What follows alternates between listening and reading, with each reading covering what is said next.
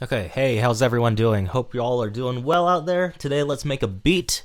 But before we do that, I kind of want to go over a few things that you want to consider before you start producing, right? You want to have kind of a guideline and really go in knowing what you're doing. That's really going to help streamline the process, and it's going to make it so that you don't have to remove a bunch of stuff later. So let's think about this. It's really overwhelming when you're making a beat because what should you put in there? There's so many VSTs, there's so many sounds, there's so many plugins. You just want to throw everything on there that sounds cool, right? So say we're making a hip hop track for an artist, you don't want to overproduce. You don't want to take up all the space so that the artist doesn't have any room to put their vocals and their ideas into. And they are the lead. They're basically the spotlight in all this when you are producing for another artist.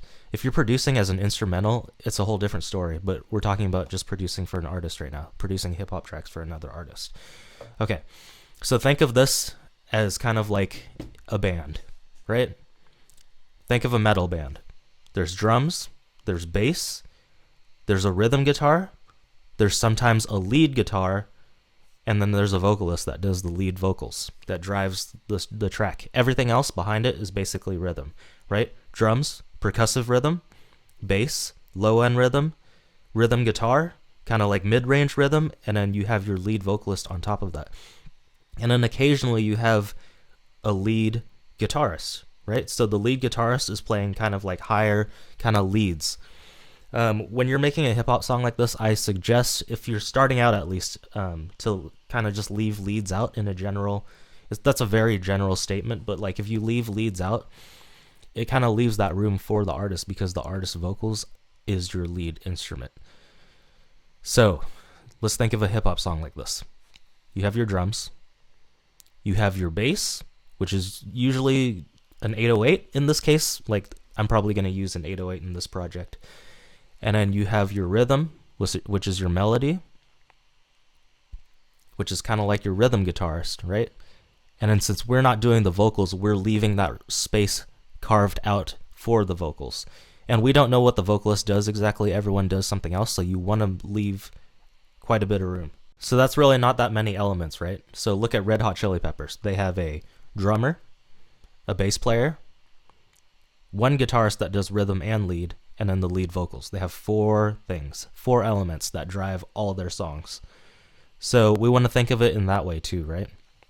We want to lay down the main foundation, and then you want to build effects later. Effects like little dings and dongs and here and stuff like that, but your foundation is all there. Your four to five characteristics are there. Doing melodies first always works out well for me because the melody is kind of what's driving this beat right now without the lead vocals. Everything else is rhythm and goes underneath it. The drums, they just play on top. The bass just plays on top. The melody is the most complex thing right now, so we're going to deal with that first. So for the sake of this tutorial, and because I'm a lazy asshole, let's just pull in a melody that I have used previously. These melodies are also available, so I'll leave a link below if you're interested in them.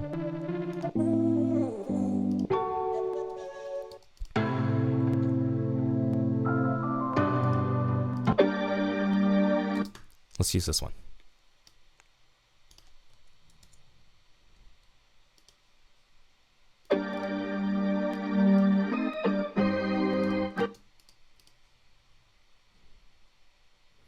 Okay, so that's our melody.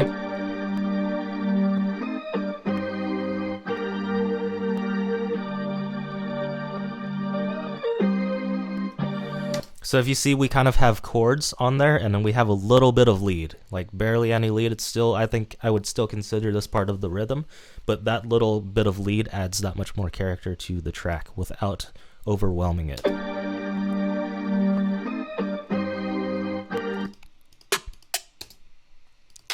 Next, let's pick our snare.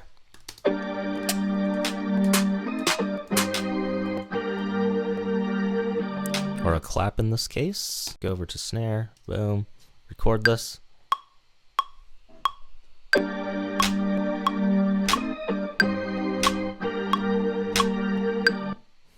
Impeccable timing.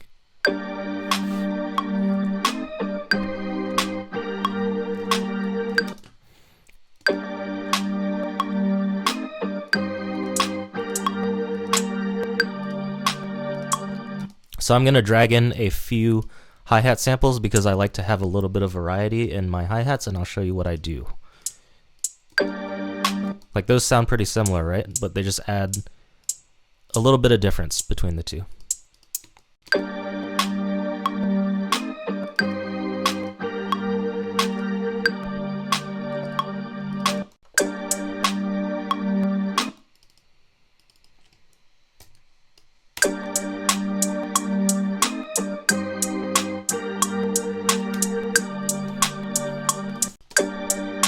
Okay, now let's play around with the velocity a little bit. What the velocity does is basically how hard you're hitting something, right? And in this case, it's the hi-hat.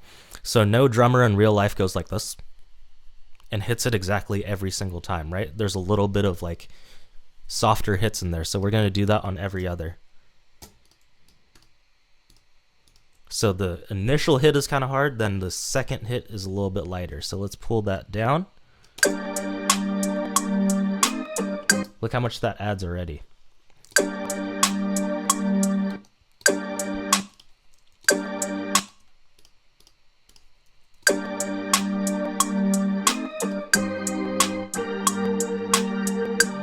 And since we have two of those hi-hat samples that are similar, now we can make it that much more different just by, taking some of these notes and pulling them up.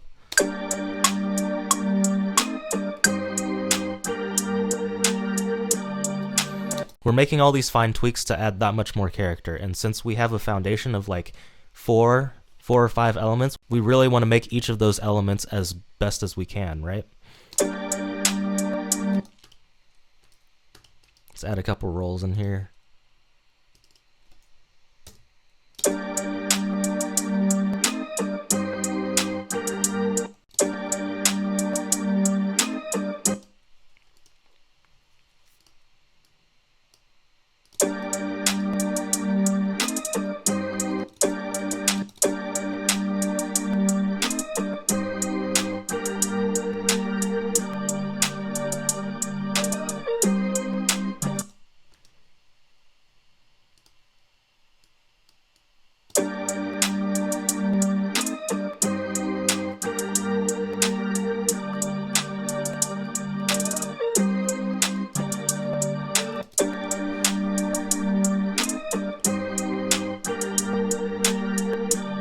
If you want to add bounce to your song, what you want is empty space. If you don't have empty space, there's not really much of a bounce because everything is so consistent.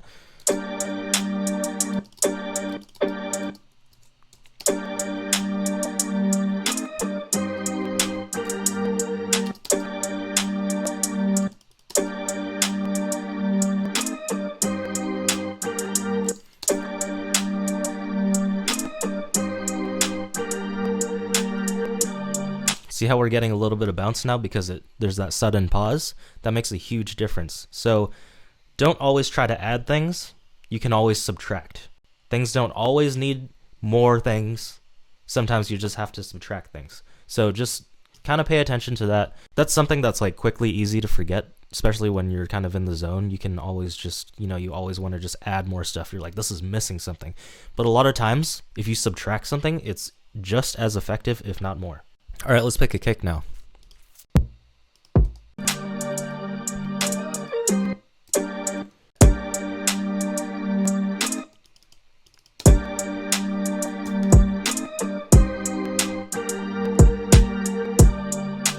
Cool.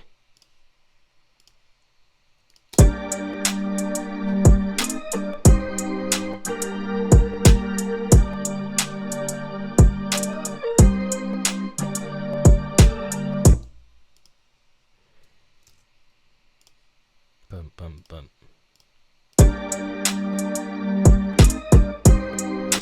Okay, so let's add a little bit of velocity changes to these kicks. The first initial hit, you really want it to be hard, right? But like these accent kicks, the ones that aren't on the downbeat, usually these are the ones you can kind of like, mess with a little bit and bring down the velocity. So let's bring this down just a little bit.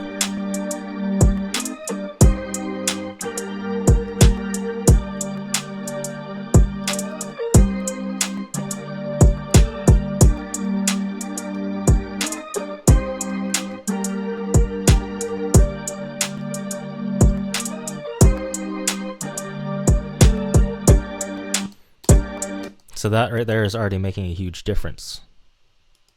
We can also add a second hi-hat pattern because I feel like this is a little bit slow, so we can do a 1/16.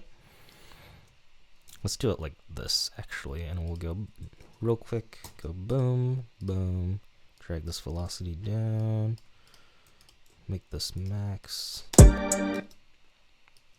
copy.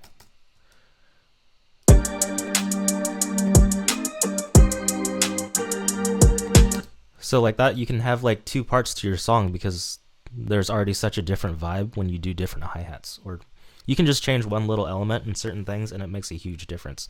So look at this compared to this.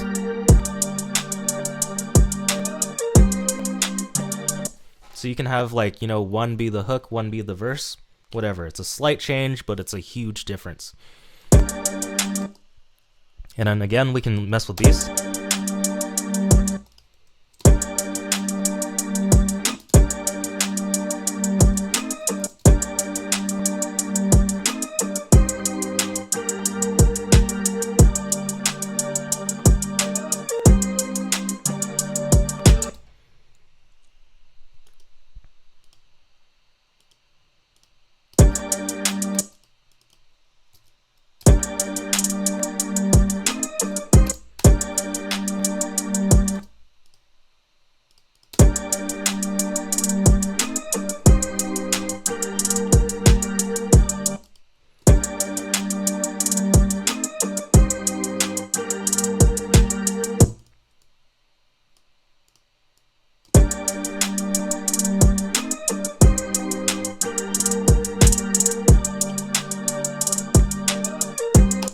Okay, next what we're going to do to these hi-hats is we're going to go into these individual samples.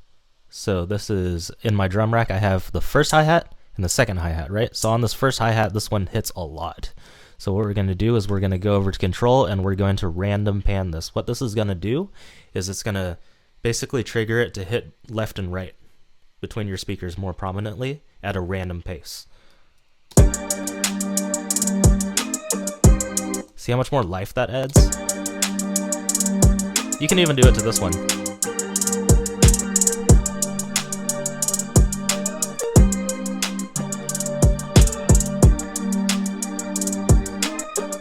I'm gonna put a limiter on this because we don't want to turn things down.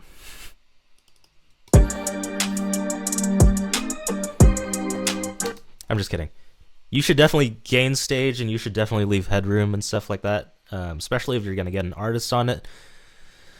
There's a lot of argument with that whole thing, so I'm just going to leave that alone for right now. Let's take out some of this low end. So I already took out a lot of the low end when I first made this, but just to take out a little bit more because you can see a little bit of stuff happening in there.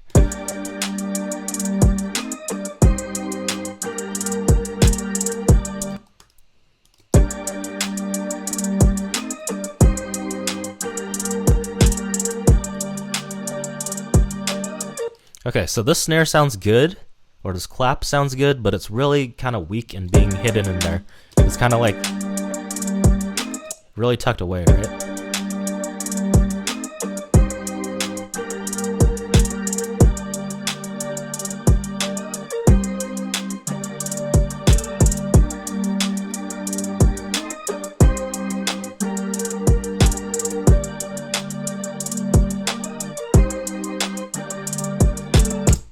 So I don't normally boost things this much. I mean, it's not to say you can't, but in this case I'm going to because there's barely any body in this clap. So it's coming through more now, right? Because we added some of that mid frequency to it because we were really lacking some body in this clap. Another thing you can do is actually add a layer under this clap, probably like a snare or something that is a little bit more, has a little bit more body to it, because we're chilling in the high end right now. So you can add a snare if you want. Actually, let's do that. Let's add a snare. That sounds pretty good. Let's go with that one. So we're just going to duplicate this Alt, boom. Now that's pretty loud, right? So we're going to go over to our drum rack. I'm going to turn down the snare just a little bit. This is the volume knob for this snare right here. See how we have the two samples? I want to mess with this sample.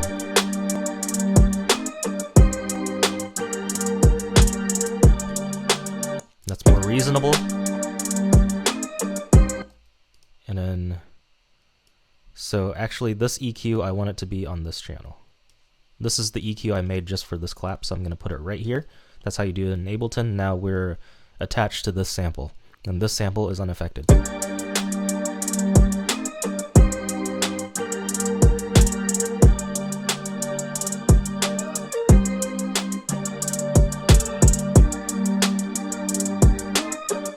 I'm not going to do too much more mixing right now because I'm obviously taking up too much time with this. That's not the purpose of this video, so let's just add a glue compressor to the drums to make it really knock. We're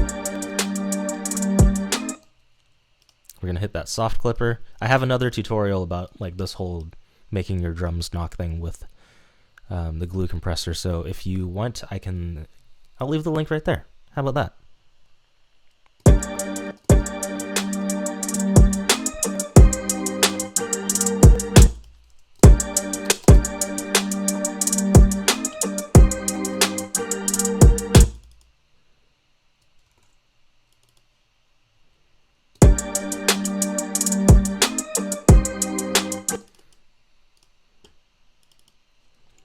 Let's also add an open hi-hat to this.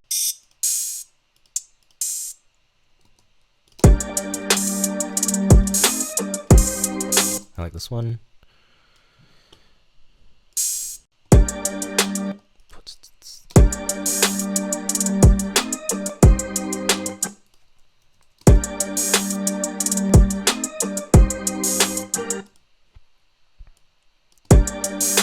See how that hi-hat is just playing over the top of the closed hi-hat? We don't want that because that's not how it works. We only have one hi-hat when we're playing, right? So whenever that open hi-hat goes to a closed hi-hat, it obviously gets choked out and it doesn't ring out. So we're going to do that in Ableton like this.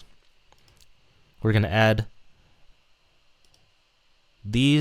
all these hi-hats to one choke group so that whenever one triggers, everything else stops.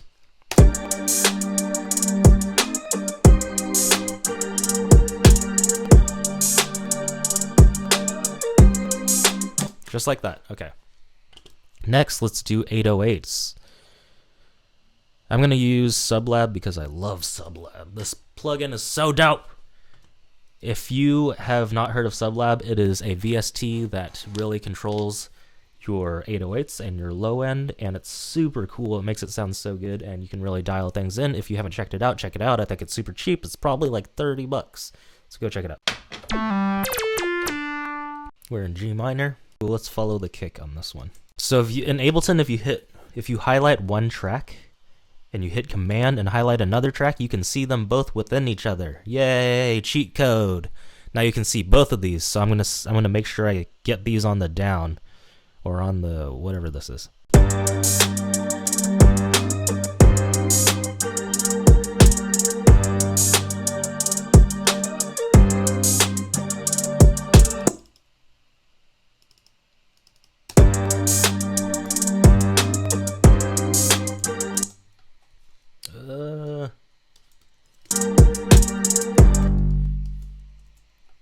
So why I normally do it high up like this at first is because you can hear it better. You can hear like if it's actually playing the right note.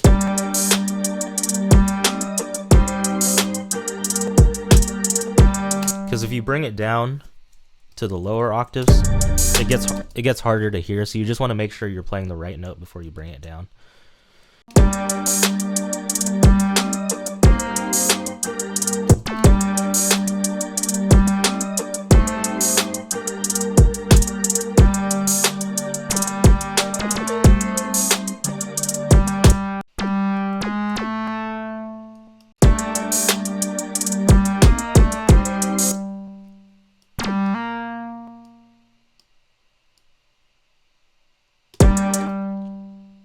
So what I did right there was I'm basically just getting all my notes in place, And then that last thing I did is because I think I want some sort of little glide movement in that last portion. So we're gonna make this legato, we're gonna hit up that glide.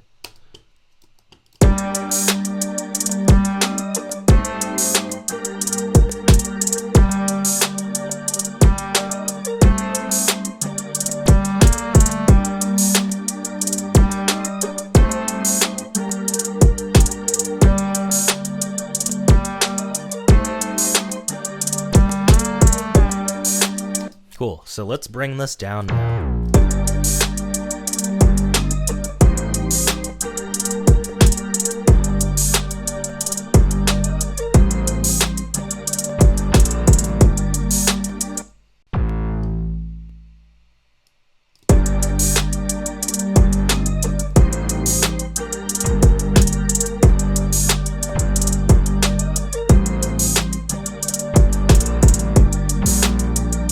Alright, so we have a bass line now, right? 808.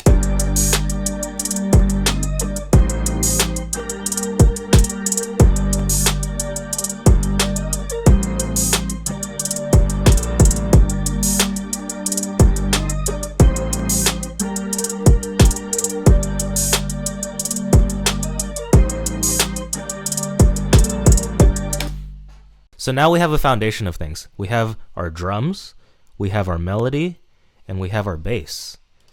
So what does that mean? We have basically everything we need to arrange the song now. We've created everything, and everything that you add now is kind of just like little sprinkles on top, right? You can do effects, you can do like little vocal chops, you can do all this sort of stuff. And now it's all building upon what we have right here, which is our foundation. So now we can start arranging, and that is going to be for another video. I just want to keep everything separated. The thing you can do is just start with an 8-bar loop. I know like it can be hard to snap out of an 8-bar loop sometimes, but I feel like it's very effective for creating, because if we have this loop, you can start altering little things right here now. Like, so say like the end of these kicks, you just want to take that off or something, like that's a transition into another song. So you want that to differ from this one, and like making these subtle differences is going to make a huge difference later.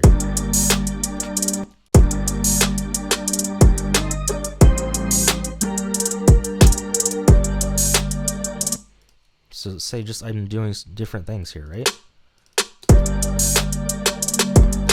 So say it goes like this.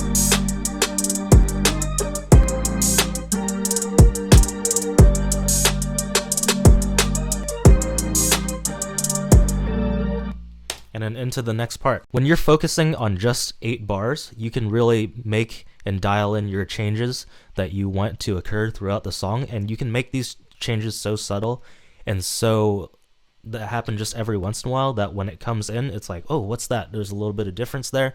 And you can really dial it in if you're focusing on just one area and then spreading that area out throughout your song. So that's kind of my process of how I do it when I'm first starting to make a beat. I hope you found that helpful. If you found it helpful at all or enjoyed it in any way, please subscribe. I would love to see you in more videos. And in the next one, we're going to structure the song. So I'll see you in the next one. Peace!